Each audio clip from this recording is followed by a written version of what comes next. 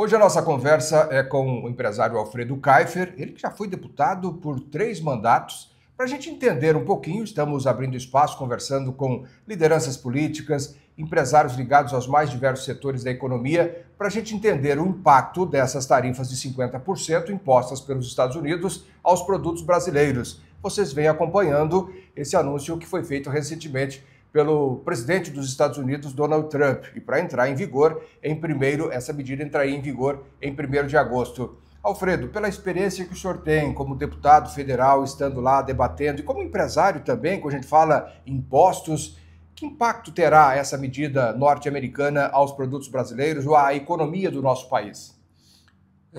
Prazer estar com vocês, Zé Roberto, aos que assistem ao seu canal, um tema muito importante que trará impactos econômicos, financeiros para o Brasil todo e também, por que não, aqui para o estado do Paraná. Aqui nós temos operações de madeira, nós temos fruta, nós temos o pescado, que está em franco desenvolvimento aqui na região oeste, que vai sofrer restrições na exportação.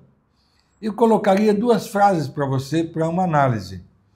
Contra a força não há resistência e contra fatos não tem argumentos. Por que contra a força não tem resistência?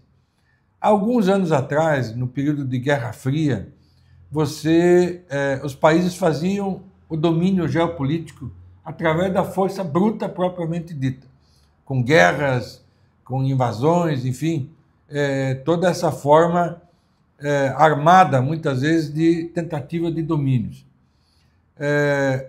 E hoje se faz isso através de outras formas, através da tecnologia de informação e do domínio do poderio econômico. E é o que Donald Trump está fazendo hoje. Ele está usando a força do seu poderio econômico para buscar alcançar algumas prerrogativas que ele entende que para o Estado americano sejam importantes. E aí é preciso fazer uma análise da importância que Trump traz para os Estados Unidos a nível geopolítico e a nível mundial. Se as coisas continuassem andando da forma como estavam na área econômica americana, em alguns anos, eu diria que de 5 a 10 anos, os Estados Unidos seriam engolidos literalmente pela China. Tá? Hoje, o maior detentor da dívida pública, dos títulos, dos bônus americanos, está na mão da China, tá?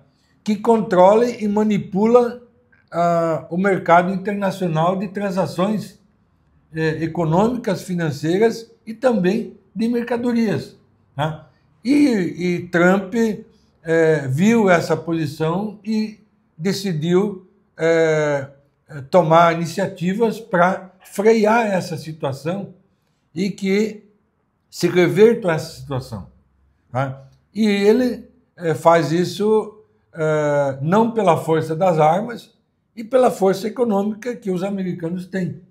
E para equilibrar o déficit americano, que recorrentemente, anos e anos, vem sendo de forma negativa, em poucos casos, como é o caso do Brasil, que os Estados Unidos têm um pequeno superávit, mas com o mundo todo, via de regra, os americanos têm tido déficit. Ou seja, compram mais, o consumismo americano, que é clássico de uma economia liberal, de uma renda per capita superior, digamos, aos demais países, ele é um consumista. Então,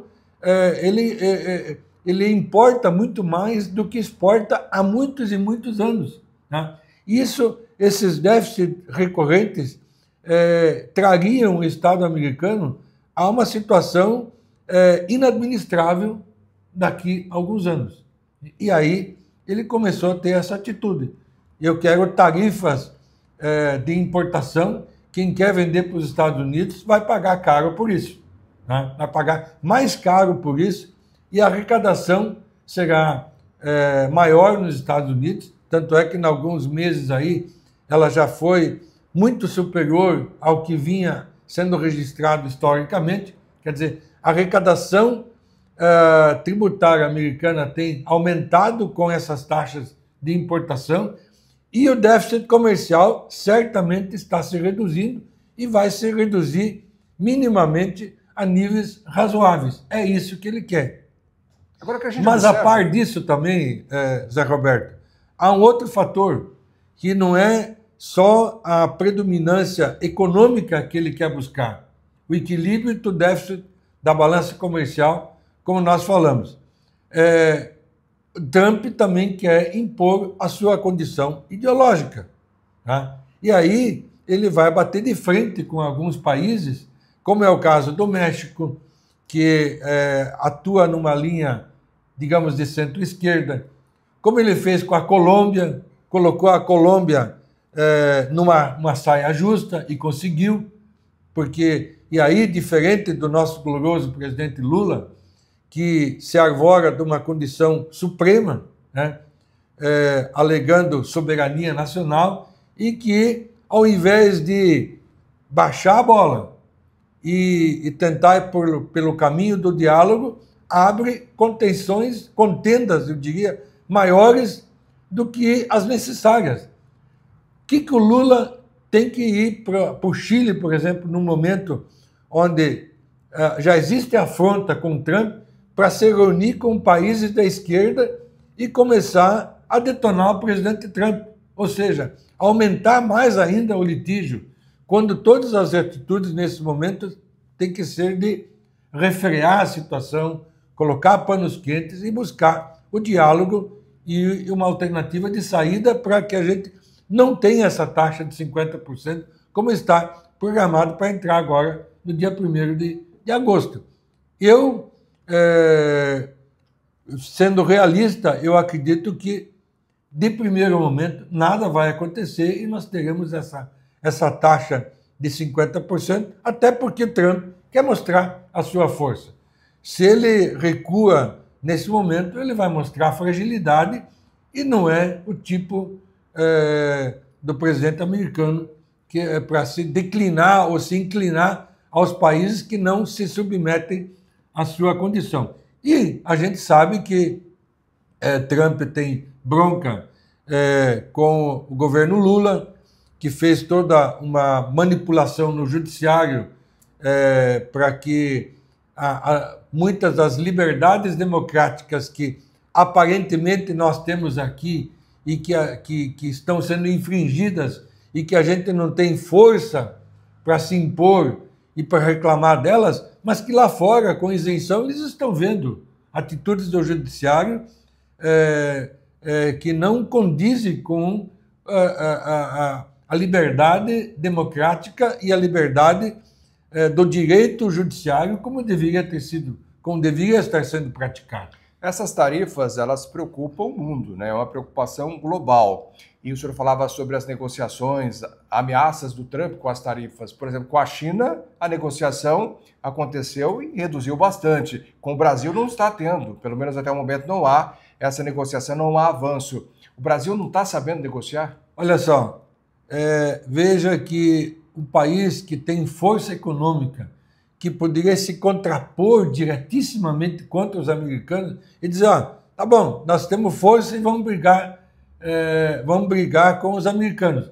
A sabedoria chinesa, Xi Jinping, com a cautela dele, com toda a prepotência que ele estava em vista diante dela, ele teve a humildade de chegar e dizer, olha, peraí, vamos entrar no entendimento, porque o que é isso? Isso é bom para o nosso povo. É bom para o povo chinês. Então, nós vamos dar um passo atrás, vamos entrar num acordo, porque nós vamos continuar vendendo nossos produtos chineses para os Estados Unidos. E nós não sabemos fazer isso.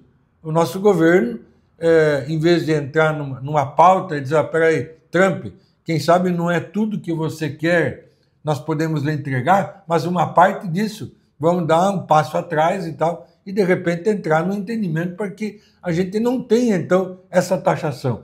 No mundo lá fora, via de regra, Trump vai ter o entendimento comercial como está tendo com a China, como fechou com a União Europeia, que não é o melhor dos mundos, 15%, mas é uma taxa minimamente administrável. É um pouco acima da taxa normal de 10%, que na média, se você pegar alguns itens que têm uma sobretaxa diferenciada, na média, a relação Estados Unidos e Europa já era de mais de 10%. Então, o acordo de 15%, alguns países lá chiaram, que vão ter um pouco a mais de prejuízo, mas há um entendimento de 15% e a coisa vai andar. Os países vão continuar tendo relações comerciais normais e a nossa vai se deteriorar com essa taxação de 50%.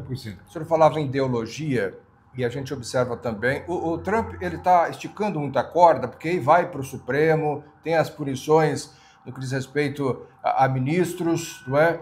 Tem também, se fala sobre uma interferência maior dos Estados Unidos, GPS, além da guerra comercial, uma guerra tecnológica, nos trazendo inúmeros prejuízos, ou isso são ameaças apenas? Eu não acredito que hajam retaliações extremas desta ordem, de se bloquear um GPS ou de se cortar tecnologias importantes que nós somos, infelizmente, dependentes dos americanos. Eu acredito que a situação vai ficar basicamente na guerra tributária, nessa taxação dos 50%, que em algum momento, de repente, ele pode rever, né?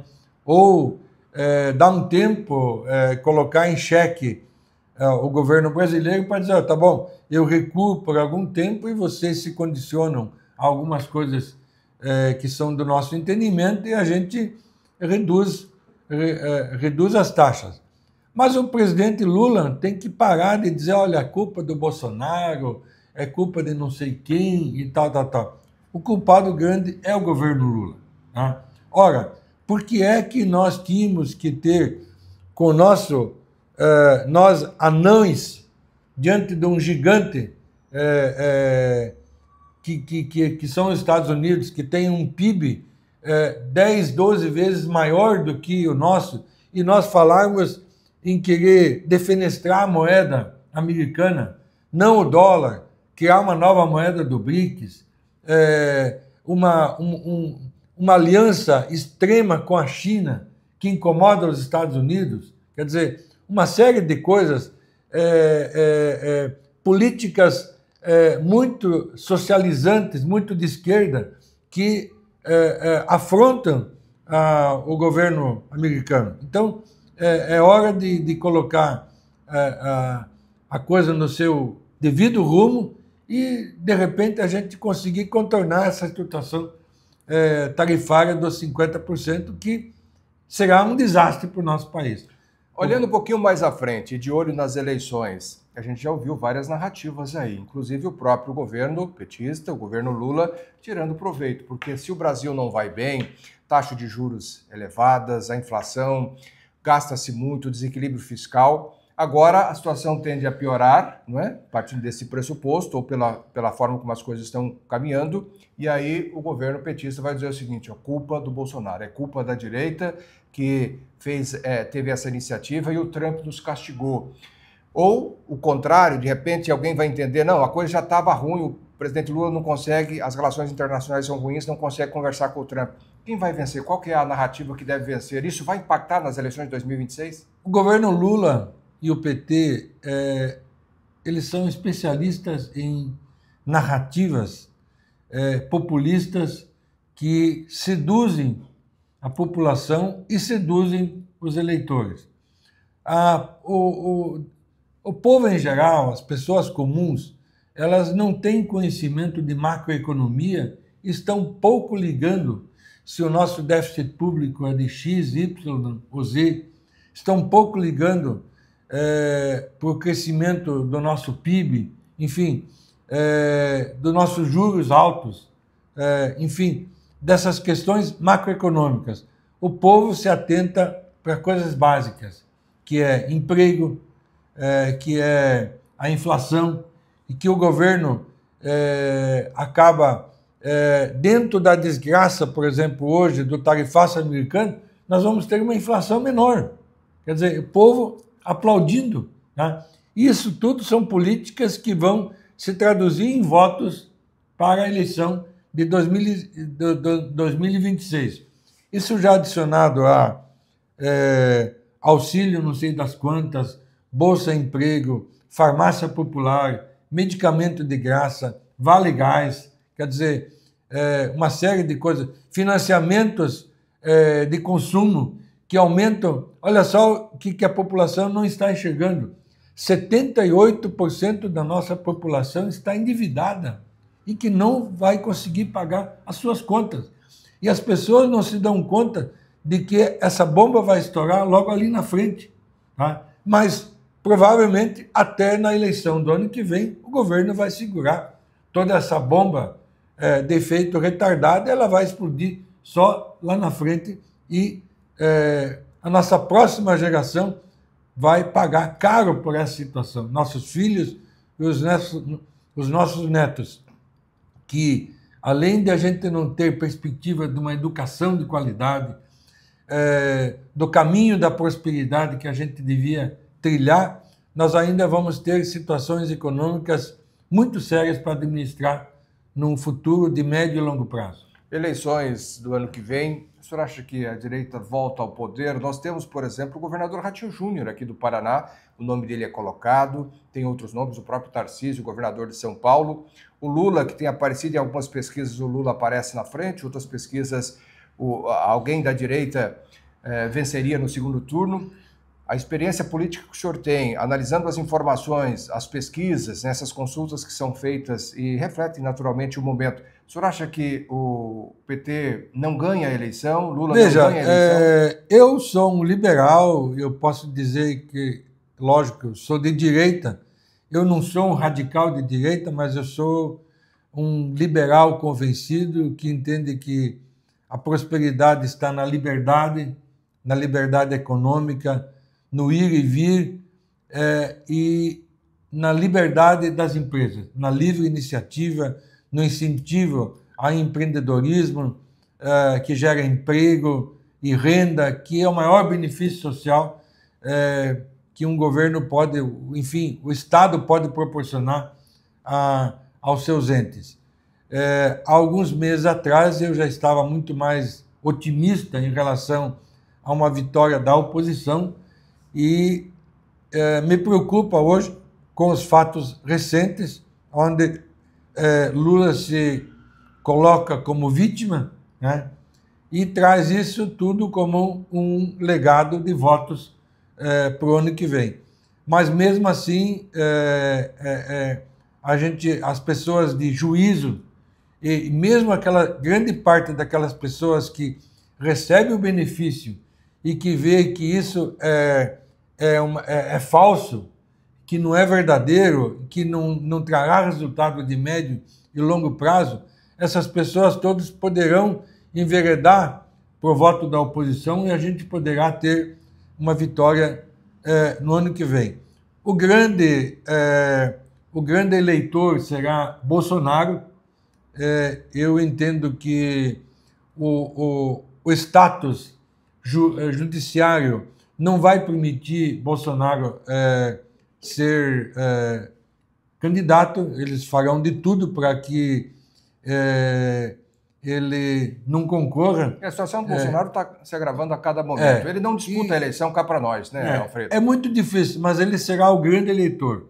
Então, acredito que o candidato que tiver ungido pelo apoio de Bolsonaro é o que terá muito mais possibilidade. Eu diria que... Ratinho pode ser o próximo presidente da República? O Ratinho tem todas as condições de ser. É um bom pré-candidato.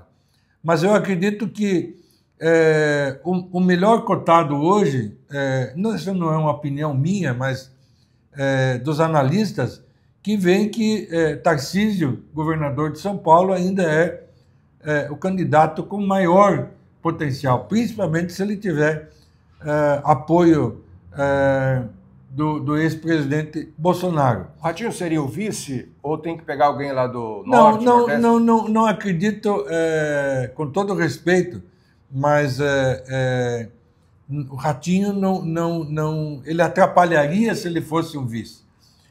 Se o Tarcísio for candidato, ele terá que buscar Uma vaga ao Senado. um vice, ele terá que buscar um vice do Nordeste, a Bahia, por exemplo, que dá para dizer que a Bahia é grande parte do Nordeste, poderia ser um candidato, um vice baiano, ou enfim, do Nordeste propriamente dito. Um homem ou uma mulher? Olha, uma mulher poderia ser uma saída importante, mas que seja um potencial candidato do Nordeste, eu acho que seria uma saída. Terá que ter o apoio do Zema, e é evidente que esse candidato ele terá o apoio de todo o Centro-Sul, né? Você pegar hoje todo Mato Grosso do Sul, Goiás, Tocantins, Paraná, São Paulo, Santa Catarina, Rio Grande do Sul, Rio de Janeiro, em grande parte, Minas também, por que não? Ele todos os governadores e os candidatos potenciais ao Senado e à Câmara Federal se inclinam como oposição, liberais e de direita. E aí a gente tem grande força, através do agro, através do setor produtivo, de nós ganharmos a eleição e, se Deus quiser, ter melhores alentes para o nosso país. Então, o Ratinho ficaria, como termina o mandato como governador, não pode concorrer, é o segundo mandato, ele iria ao Senado, se ele não fosse o vice. Eu acredito que uma fórmula dele seria o Senado. Se eventualmente Tarcísio decidir ser candidato à reeleição em São Paulo, eu acredito que daí Ratinho seria a segunda melhor opção, também sempre na mesma linha de ter um candidato potencial do Nordeste. Não combina você ter um Tarcísio de candidato à presidência, cabeça de chapa, e um Ratinho, qualquer um que seja, também como vice. Não é diferente com o Zema, por exemplo. Não pode ser. Ele tem que ser um apoiador, ou tem que ser candidato ao Senado, tem que ir para a luta e tal.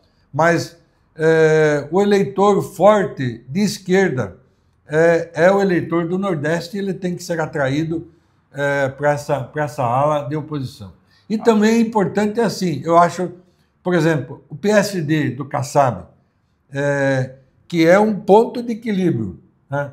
Se o PSD, na maior parte deles forem, eles têm uma certa aliança branca com o governo Lula. O PSD não pode ir para o governo Lula, e sim tem que ficar com a base de oposição. E aí a combinação melhor ainda é o Tarcísio de Freitas, porque o Kassab é secretário dele, é o presidente do PSD, e eu diria que o PSD é quase que um pêndulo decisório nessa equação da esquerda para a direita numa eleição do ano que vem. Para a gente fechar, Alfredo, gostaria, o senhor já deu aí uma pincelada em relação ao Supremo e o que a gente vem acompanhando, que é um poder sem dúvida importante, é uma instituição, o Supremo Tribunal, muito importante, o Poder Judiciário. O senhor acha que pode haver alguma interferência no processo eleitoral, o comportamento do Supremo, do ministro Alexandre de Moraes? Isso pode deixar alguma dúvida no processo? Ou isso é coisa do passado, não interfere, não tem nada a ver e o verdadeiro resultado ele virá?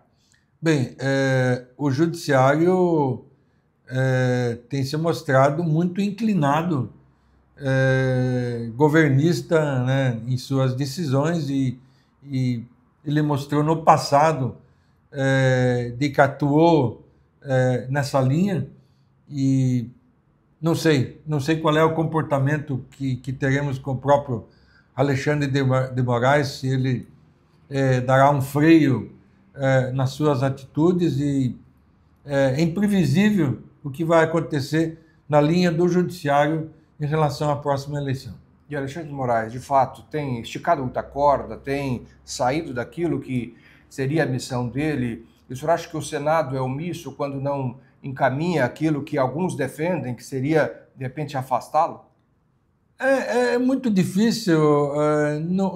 O único órgão que tem poderes constitucionais para afastar um ministro do Supremo é o Senado, e certamente não haverá força suficiente para que isso aconteça. Eu acho que o freio que poderá se dar nas atitudes de Alexandre de Moraes é a própria opinião pública, são os juristas que explicitamente estão apontando erros que ele comete. Então, eu acredito que com isso ele poderá segurar um pouco mais o freio e, não diria que reverter as suas atitudes, mas amenizar as suas atitudes doravante. Se o senhor fosse um senador, o senhor votaria pela cassação de Alexandre de Moraes? Eu diria que eu acho que sim. Teria que fazer uma análise, mas é uma situação muito complicada num contexto geral. Muitos têm situações de pendengas com o próprio judiciário. O próprio presidente, há vários pedidos de impeachment, não só do Alexandre de Moraes, como de outros ministros, que sequer o presidente da casa vai pautar. E eu acredito que não é nem uma questão de se discutir se afasta ou não, mas simplesmente o pedido de impeachment de qualquer ministro do Supremo não irá para a pauta do Senado. Alfredo, obrigado pela entrevista. Prazer estar com você, Zé Roberto. Um abraço grande a todos vocês que nos assistem. Conversamos com Alfredo Kaifer, empresário de Cascavel, foi deputado por 3 mandatos, e aqui todas as opiniões elas são livres, e você aí do outro lado vai tirar também as suas conclusões sobre esses conteúdos. Até um próximo episódio.